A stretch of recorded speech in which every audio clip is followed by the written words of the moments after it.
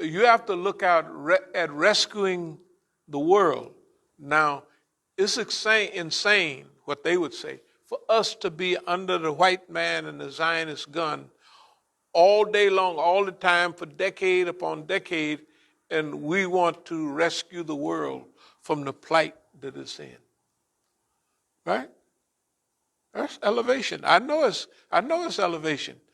And I know how I feel, so I already know if nobody has to believe anything I'm saying. I'm just telling, I feel like that, and I think like that, and that's what I hope. Hope for, plan for. And that's where we're headed. That's where we're headed as a community. It don't make no difference what Boss Man and the Zionists. So from Stalingrad to Oakland, that was the last major step in the battle. And we arranged that battle. No reproach, everybody know about that. This is pretty good. Design destiny, not design fitna. Well, we'll go into that. Design destiny. For many things that come up, we have what's called the fiqh of clarification. What is fiqh of clarification? There's something the Negro himself made up.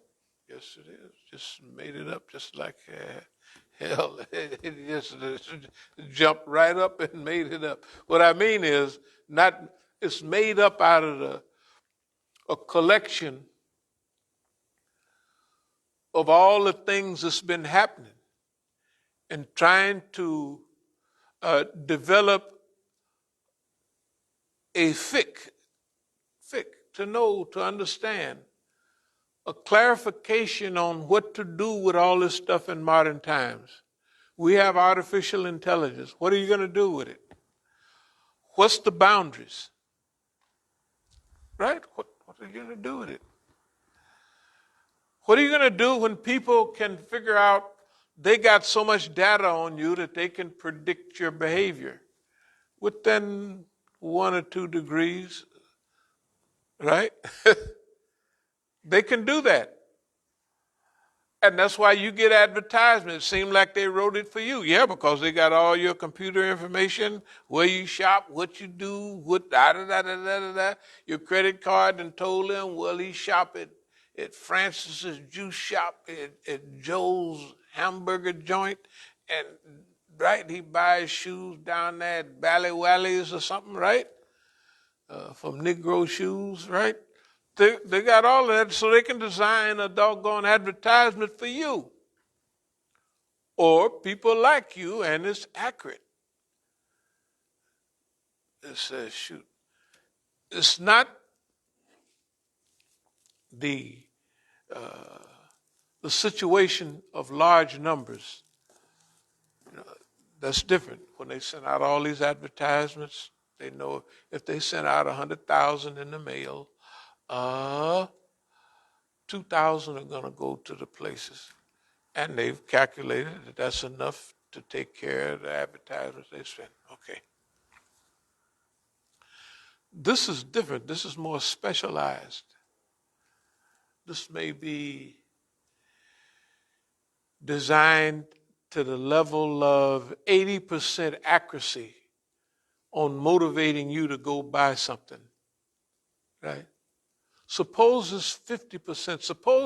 Suppose they get an advertisement that motivates 25% of the people, 1/4 of the people, to go do what they want. That's deadly, man. That's serious. Okay? Suppose they can take the accumulated knowledge and they could run it through their system, and they're 90% accurate, headed toward 95% accuracy, right? So suppose you was at a gambling house and you had it down where you can pick the number 9 times out of 10. Would you be rich or wouldn't you be rich? Of course you'd be rich. Because you're going to win 9 times out of 10, right? That's what modern stuff is. You and I, the Muslims, in our group, we got to get together fast. We got to get moving fast because last year, we'll just wait and see what happened. And so many million people do this. We're just happy about that. But that was the last period of just cruising because everything is accelerating. Jahiliyyah is accelerating. The decline of America and the West is accelerating. And I mean, look, and it's no holds barred. We headed downhill and we got our foot on the gas, right? That's America. Now, this is similar to the great periods in history where we read about this Sodom and Gomorrah happened, this happened in Egypt. Those incidents were very real incidents or approximated for scriptural purposes. You know what I'm saying? The storyline is there to give you a point. You know what I mean? Okay. So,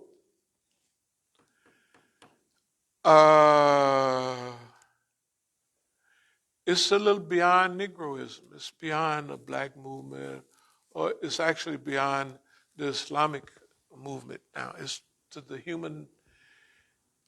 It's not. It's actually beyond humans, and it's been beyond. It's life on the planet. You see what I mean? It's clear. It ain't no. It's life on the planet. So what do? We leave it to boss man. He effed it up, and he ain't slowing down. He ain't even thought about slowing down. His belief is if it's one more dollar out there, we're going to mobilize all these other dollars to get that last dollar. If it's one more fur coat wearing, white coated seal alive, we got to get that boy. We got to get him, right? If it's one more spotted giraffe or one more white rhino left, hey, they talking about preserving them and mating them with another. We'll get that boy because we want the snoot, and that's it. We want that horn because that horn makes some kind of uju stuff that Chinamans like. They don't stop. It's like telling Negro try to change his culture. Mr. Negro, would you stop drinking white port and lemon juice for a while so you could have a black revolution in the 60s? Stop drinking white port and lemon juice. What's wrong with this nigga? Yeah, it must be crazy. You know, that's what they would you pause just for a second? Like one of the famous things in Oakland was a nice lady. She went by to pick up one of the Negro leaders for a rally they was having. And the Negro chased her around the room for half an hour. I had her tied, and I come to get you for that. He just gonna knock the lady over. And that was normal. You know, in Algeria, when they put the Negroes out, all the information we was getting is Algeria didn't like the Negroes, they put the Negroes. What Pete O'Neill told me in person when I met up with him in Dar es Salaam, he had taken over the party up there. He said, pussy got us put out of Algeria.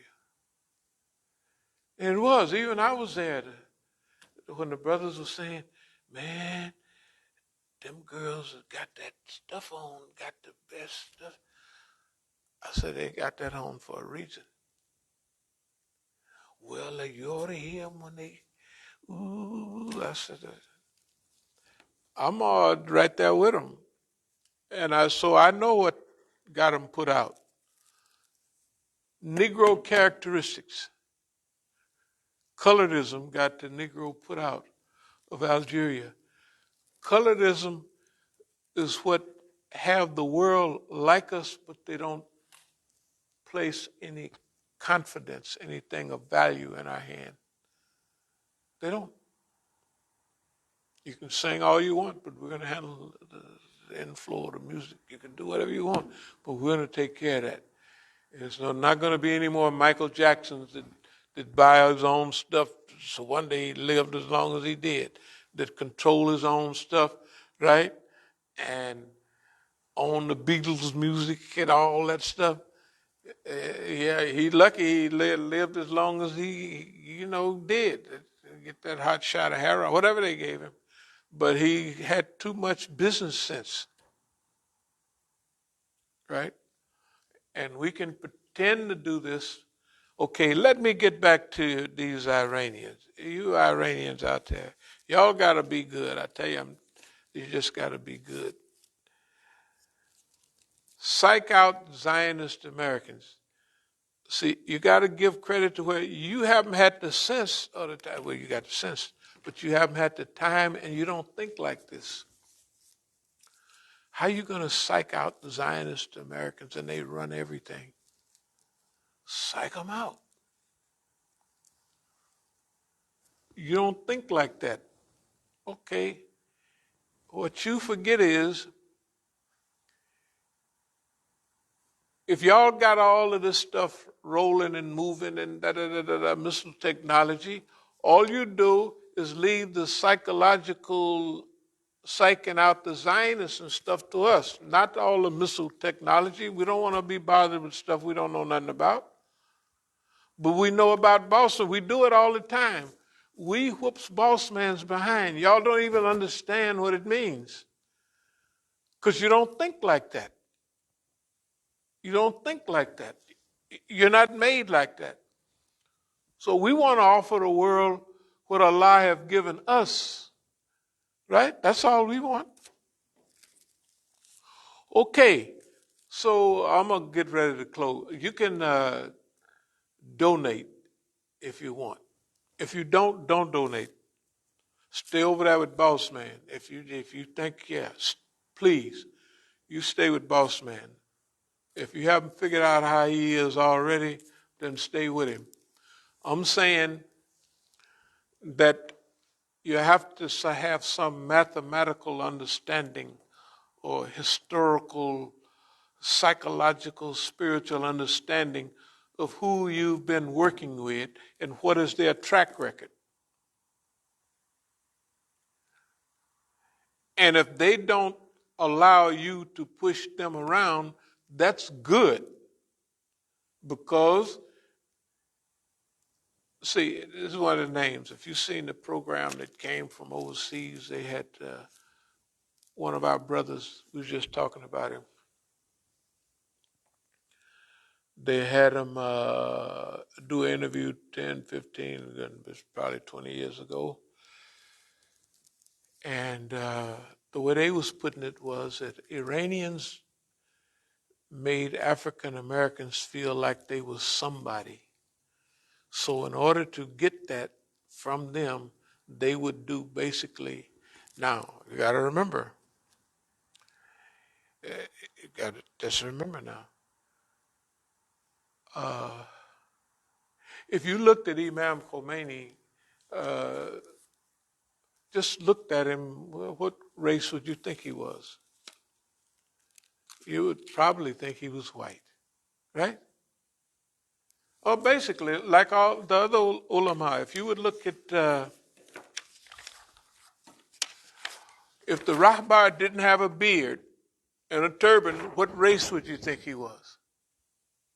White. Yeah, what would everybody on this picture except a few? Look at Ayatollah Mahdavi Khani. What would he be without a beard, without a turban, without all of that, just a hat, a suit, and stuff on? right? And he don't open his mouth, he would be white. Right? So the white man in America thought about us, that we've conditioned the Negro to be subservient to white people. And the Negroes that was joining up, moving away from Sunniism and everything else,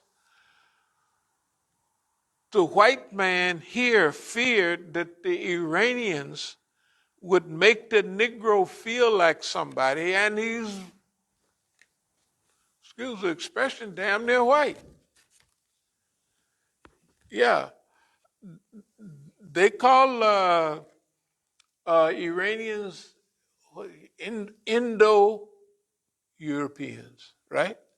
You ever look on the chart they have for languages?